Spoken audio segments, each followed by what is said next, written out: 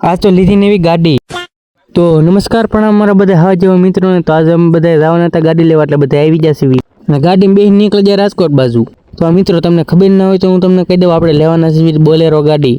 Bolero એટલે કે pickup, જેને આપણી ભાષામાં યુટિલિટી કઈ કવી છે. જૂની ગાડીનો તો 150 મૂક્યો.